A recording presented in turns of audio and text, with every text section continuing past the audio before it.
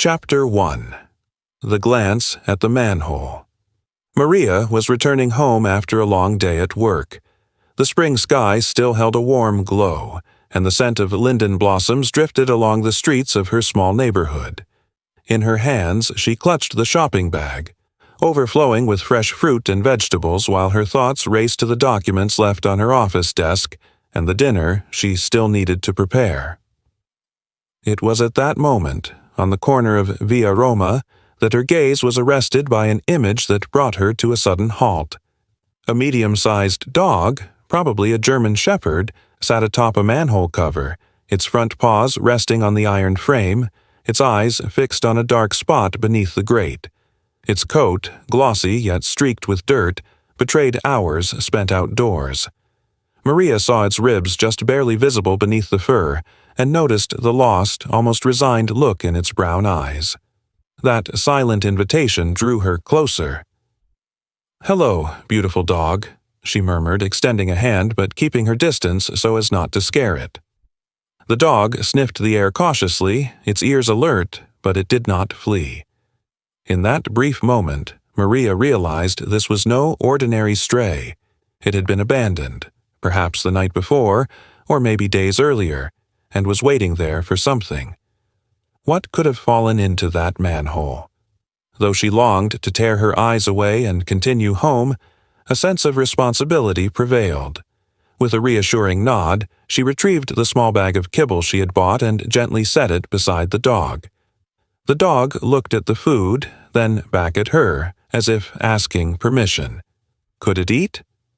Maria nodded, but to her surprise, the dog picked up one kibble in its mouth, carried it to the edge of the manhole, and let it slide down. It repeated the gesture again and again until the bag was empty. Maria stood frozen. Instead of eating, the animal was dropping the food into the darkness below. That shadowed grate seemed to hide something of great importance. A few passers-by paused to watch. A young man with his bicycle, a woman with her little dog on a leash, some curious children. Yet no one dared to approach or investigate. Meanwhile, the dog had risen to its feet, barking softly and growling whenever someone drew too near.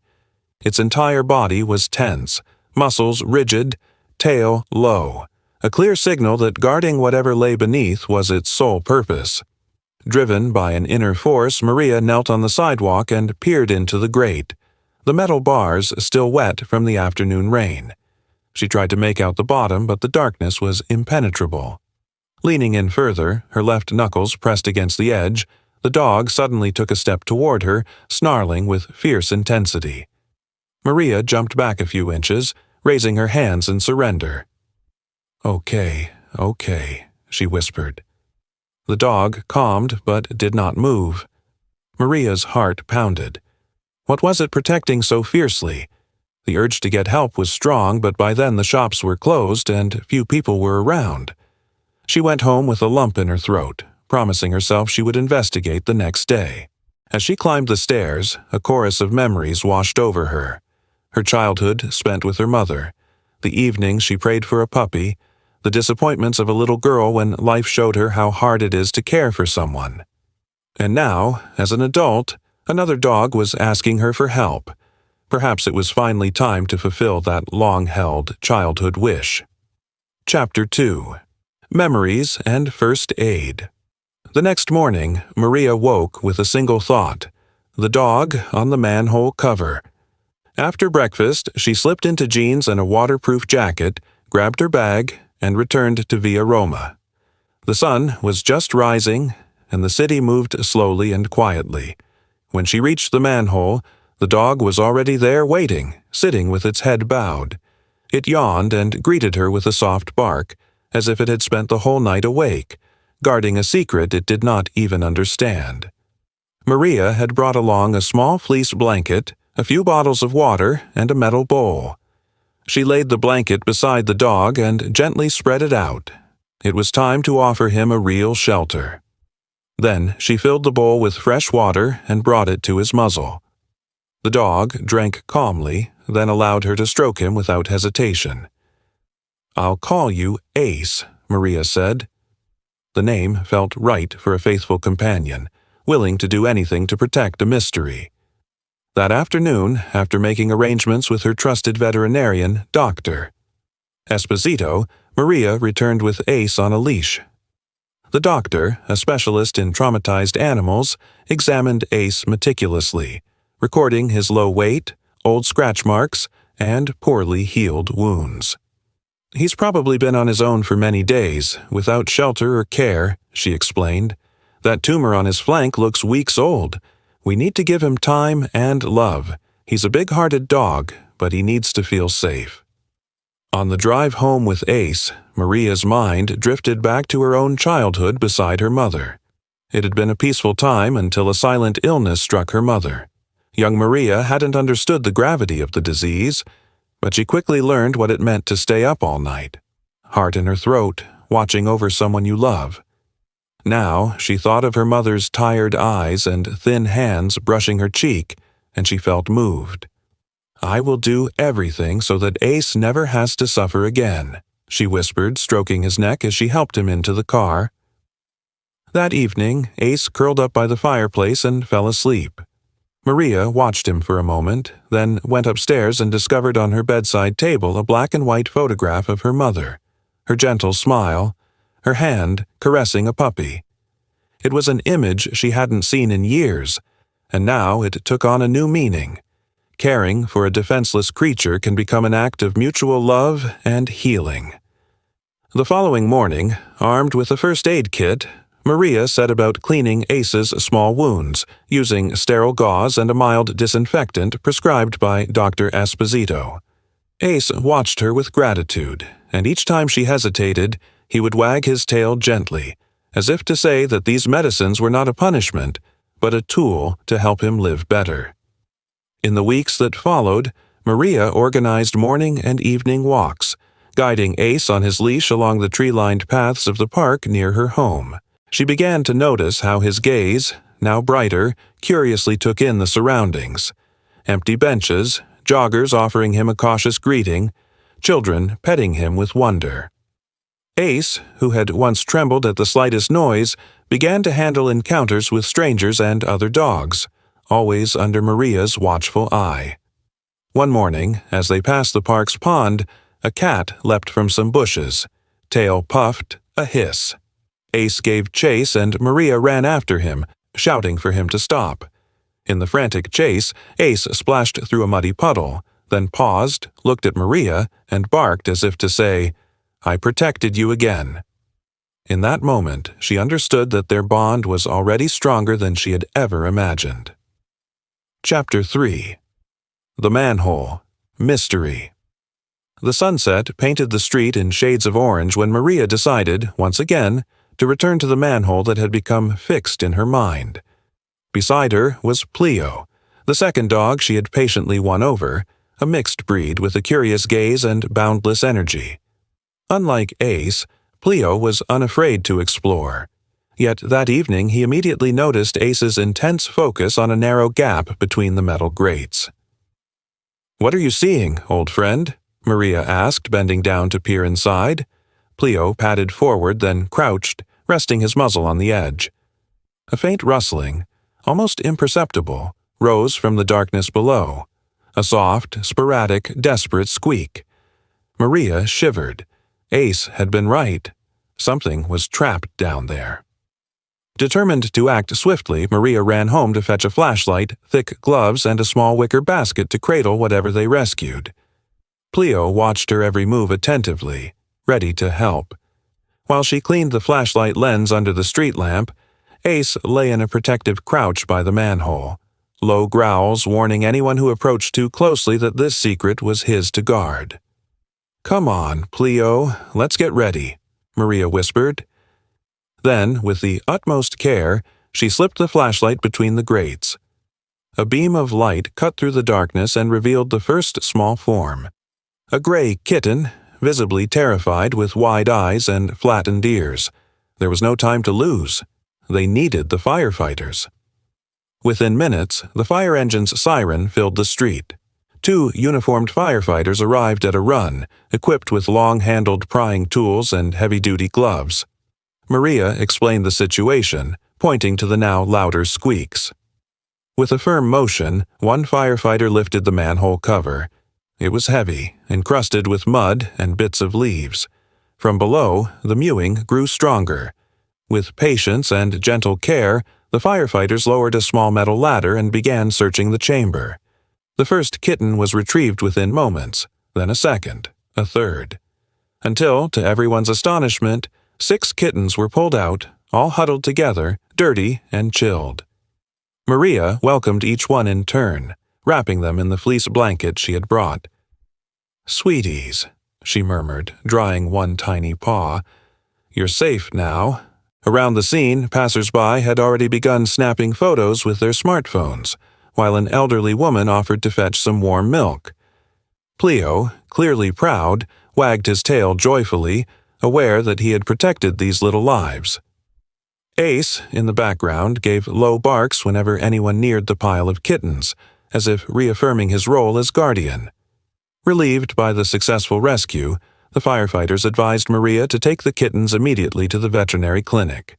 She gratefully agreed, and as they placed all 6 into the basket, she felt a wave of emotion. What had begun as a simple act of compassion had become a true collective rescue.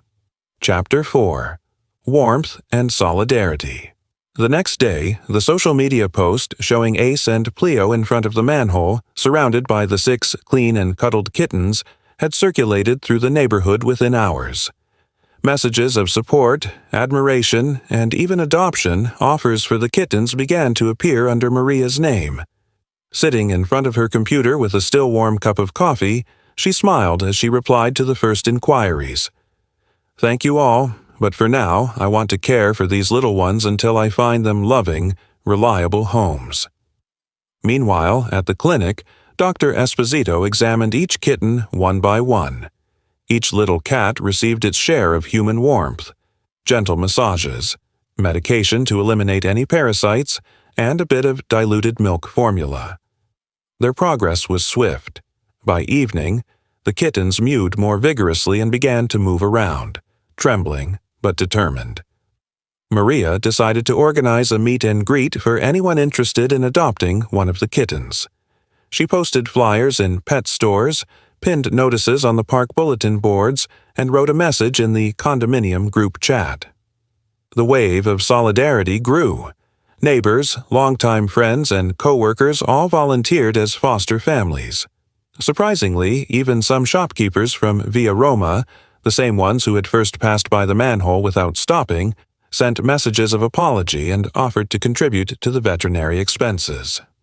On the evening of the event, Maria's courtyard filled with people, each one open-hearted and smiling. Ace and Pleo welcomed everyone in their own way. Ace, with slow steps and ears lowered, accepted the gentlest strokes. Pleo, with leaps and playful antics, made the children laugh. The kittens, one in a carrier and the others on a cushion-lined table, alternated between napping and tentatively exploring their surroundings. When the first approved families arrived, Dr. Esposito's selections, including a young childless couple eager for companionship, an elderly woman who had just lost her lifelong cat, and an animal-loving lawyer, Maria felt a lump in her throat. Entrusting those little lives was an act of faith, but also one of hope. She knew each kitten would find a second home filled with love. At the end of the gathering, amid smiles and a few tears of emotion, Mrs. Alfieri, Maria's trusted attorney, offered her congratulations. What began as a simple act of kindness has turned into a movement of solidarity. You have shown how compassion can inspire an entire community. Maria thanked her, while Ace and Pleo curled up tired but happy, aware that they had helped perform an act of great heart. Chapter 5. New Families and Old Memories. The first light of dawn, the following morning, brushed Maria's kitchen window as she sat at the table with a contented sigh to eat her breakfast. Beside her, Ace and Pleo waited impatiently for a leftover tidbit from the previous evening. On the windowsill, 3 newspaper clippings and numerous printouts of messages from the community group reminded her of how extraordinary the neighborhood's response had been to those animals. As she stroked Ace's fur, her phone buzzed with one final confirmation. All 6 selected families were ready to welcome the kittens by the end of the week. Maria drew a deep breath, aware that this last phase would mark the culmination of an adventure that had begun almost by chance. Yet, tucked away amid her happiness, a distant memory returned like an echo. Her mother, sitting beside her hospital bed, her voice fractured by pain as she begged only not to be left alone. That small act of caring for animals had deep roots, a silent lesson Maria had learned as a child, when a soft mantle of affectionate care had given her strength during her darkest days. The details of that memory mingled with her present. Just as her mother had wiped away her tears with a handkerchief, so now Maria would dry the kitten's tears, and perhaps someone else's too. She decided then that before the adoptions took place, she would host a small thank-you gathering in her own garden. She invited not only the families but also the firefighters, neighbors who had contributed food and blankets, Mrs. Alfieri, and even Dr. Esposito. She wanted everyone to see firsthand the results of a community effort driven solely by the desire to care. That afternoon was a riot of color and laughter. Cleo and Ace, off their leashes, dashed to and fro, chasing balls and shadows. The kittens, timid at first, explored the wicker baskets laid out for them, soon relaxing into the attention and cuddles they received. Some guests snapped photos, others recorded brief videos for social media. Amid conversation and toasts, talk turned to future projects. A fundraiser for the municipal shelter, the installation of a new water fountain for street animals, even a charity calendar featuring images of Cleo, Ace, and the kittens. Reflecting on that atmosphere, Maria realized how powerful sharing a single emotion could be. Those harsh days of solitude, when the pain of losing her mother had seemed to suffocate her life, had become the very spring that drove her to reach out even to the most vulnerable beings. As the sun sank and the shadows grew long, Mrs. Alfieri approached her with a smile. "You have turned a small gesture into a wave of change. Never forget the power of your actions." The lawyer's words felt like a wellspring of hope. Chapter 6. The Future of an Extended Family. In the days that followed, Maria's home became a whirlwind of emotions. Every morning, a different kitten would set off for its new family, and every evening the silence would leave an empty space in her heart. Yet that emptiness was filled by the knowledge that she had created something far greater, a strong bond between people and animals, a shared sense of responsibility. Ace and Cleo, now inseparable, took turns reminding Maria of their role as guardians of the harmony they had helped build. Often she would find them curled up together beside her favorite chair, as if they were watching over her in return for the care she had shown them during those first days of pain. Meanwhile, thanks to the social media buzz generated by the garden rescue event, a small group of local volunteers had joined her. Together with them, Maria began planning a responsible adoption program and an educational campaign on animal welfare, organizing regular meetups, collecting food and blankets for stray dogs and cats, and running first aid courses for pet owners. The list of ideas seemed endless. One late May afternoon, she received an unexpected call from the local TV station. They wanted to tell her story, interviewing her, Ace, and Cleo for the weekend newscast. Maria hesitated for a moment. Appearing on camera made her uneasy, but she realized how much it could help the cause. She agreed, determined to give a voice to those who had none. On the day of the interview, the crew arrived with cameras and microphones. Maria stood in front of the lens with Ace at her side and Cleo curled up at her feet as she spoke passionately about her experience. How a single act of compassion toward a needy animal had led her to rescue 6 kittens, rally friends, neighbors, and strangers, and ultimately discover a new inner strength born from the memory of her loving mother. When the segment aired, it was a hit. Viewers flooded the station with messages of admiration and inquiries about how to start similar initiatives in their own neighborhoods. In no time, Maria's volunteer group grew significantly. Collaboration offers came from local associations, the municipal shelter, and even a pet-sitting company eager to sponsor free canine training events. That evening, as Ace and Pleo weaved between her feet on the living room floor, Maria realized her life had truly changed. She was no longer just a solitary woman, but the very heart of an entire community. A bridge between humans and animals who, through mutual care, would make the world a little more welcoming. And so, as she stroked Ace's soft fur, she cast a grateful glance toward the bittersweet memory of her mother, clearly feeling that the invisible thread of love and responsibility she had inherited was the most powerful driving force behind all her actions. Chapter 7.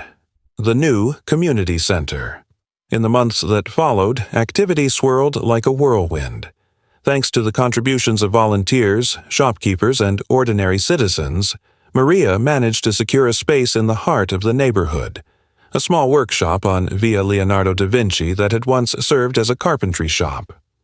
With the help of masons, craftsmen, and friends, that place was transformed into an animal welfare center, complete with a reception hall, a classroom for canine education lessons, and a small play area for dogs and cats.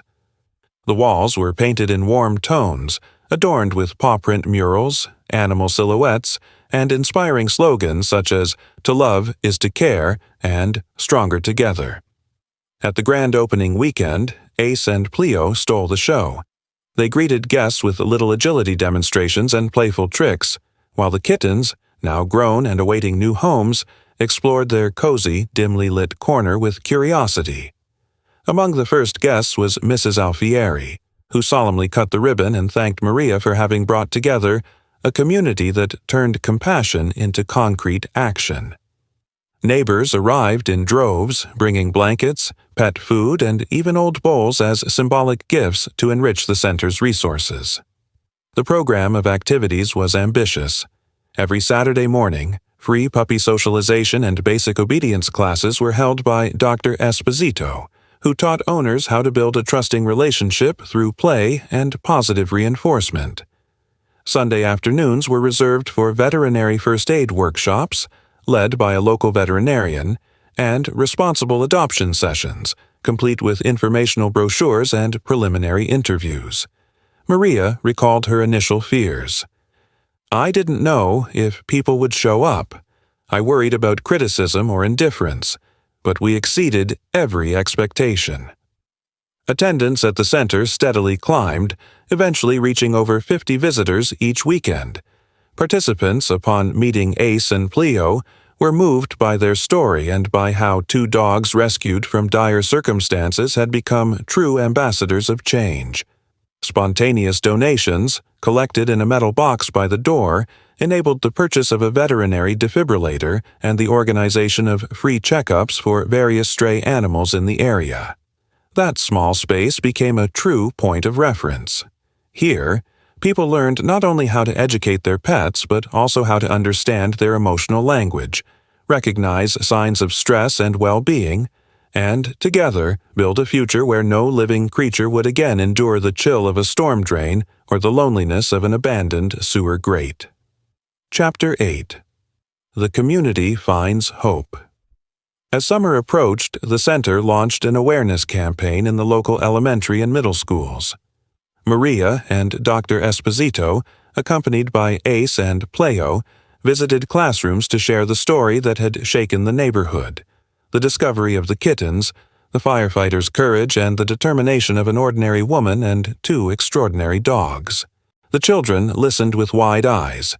Many had never witnessed a live rescue nor considered the meaning of abandonment or empathy toward those who cannot speak our language. At the end of each presentation, they were invited to draw their own well-being cabin, an ideal space where animals and humans could live together in harmony. These drawings, displayed along the school corridors, sent a clear message: affection knows no boundaries, and solidarity is contagious. Meanwhile, the center's social media channels filled with tutorial videos on how to correctly use a leash, recognize a frightened animal, and respond during a street emergency. View counts soared into the thousands across the province, creating a truly replicable model for other communities. Word of the initiative spread beyond the neighborhood. A National Animal Protection Association invited Maria to speak at a conference in Rome, citing her project as a virtuous example. Despite her nerves and the stress of traveling, Maria accepted, Ace and Pleo in tow, and they were welcomed like celebrities. Before an audience of industry professionals, Maria spoke simply about how respect, dedication, and love can set off a chain of good deeds, restoring dignity to those who have lost it. That experience reinforced her belief that real stories have the power to awaken consciences and break through indifference. Back home, she found a handwritten letter from a group of seniors at the local daycare center. They asked to use the center's hall to host their small pets and share stories of a time when dogs and cats were barrier-free companions in everyday life. Maria, delighted, embraced this new challenge as well, certain that the center had become far more than just a refuge for puppies. It was a crossroads of relationships and memory, a place where different generations came together around their shared love for animals. Chapter 9. The Tribunal of the Heart. Autumn cast its first golden hues over the neighborhood streets when Maria received a summons to appear in court. The former owner of Ace and Pleo intended to sue her, claiming to be the rightful owner of both dogs. Despite her initial embarrassment, Maria turned to Mrs. Alfieri, determined to defend by any means her choice to care for two creatures who had come to be part of her family. On the day of the hearing, the courtroom was far less formal than Maria had feared. Animal advocates were admitted, and the front rows were filled with representatives of animal welfare associations, friends, center volunteers, and even passers-by who had witnessed the kitten's rescue. Ace and Pleo sat calmly beside Maria, wagging their tails whenever they caught a friendly glance from the audience. Mrs. Alfieri presented the dog's story in an orderly fashion. Ace's discovery at Maria's doorstep, the nightly care given with devotion, the behavioral rehabilitation overseen by Dr. Esposito, the rescue of the kittens trapped below the grate, and the official acknowledgement of the bond between dogs and owner through photographs, veterinary certificates, and letters from neighbors and volunteers. Each piece of evidence was carefully displayed. Images of Ace curled up outside Maria's door, medical reports verifying his health improvements, and photos of Pleo defending little Sophia during the accident.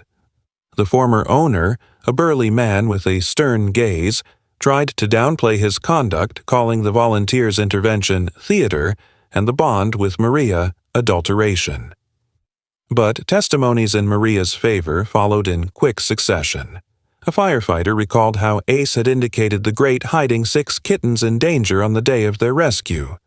A neighbor testified that Pleo had defended Maria's family from a burglar trying to enter the garden, and Dr. Esposito detailed the dog's progress, emphasizing how their well-being was inseparable from the loving environment their owner provided. When it was the judge's turn to speak, a hush fell over the courtroom. After reviewing the evidence and listening to the testimonies, the magistrate spoke in a firm yet compassionate voice.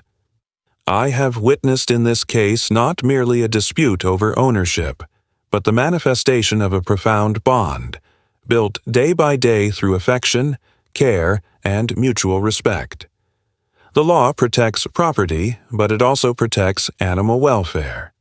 Based on the rights recognized for animals and the documentary evidence presented, this court rules that Ace and Pleo shall remain with Maria, as their best prospects for a happy life lie here, where they have found care and affection. Although legally entitled to the dogs, the previous owner failed to guarantee their well-being. I further order an investigation into his conduct regarding possible mistreatment." A murmur of approval rippled through the courtroom. Maria, barely holding back her emotion, stroked Ace and Pleo, who wagged their tails in delight. It was a victory not only for her personally, but for the entire community. Both in the center and across social media, messages of joy and congratulations poured in. In the days that followed, the former owner was indeed investigated, and reports of neglect and abandonment emerged against him. The story made headlines in local and national media, sparking an important debate on the responsibility of those who keep animals, the emotional value of non-human beings, and the necessity of guaranteeing them concrete rights. Chapter 10. New Horizons and Gratitude. With her courtroom victory behind her, Maria was able to devote herself entirely to the center on Leonardo da Vinci Street. The reopening of activities took priority over everything else. Training classes, obedience courses, adoption events, and school visits followed one another without pause. The center was enriched by a small educational garden, where children learned to grow medicinal herbs and edible plants to share later with volunteers. Alongside it, a library of animals was set up, stocked with veterinary texts, ethology books, and stories of rescues.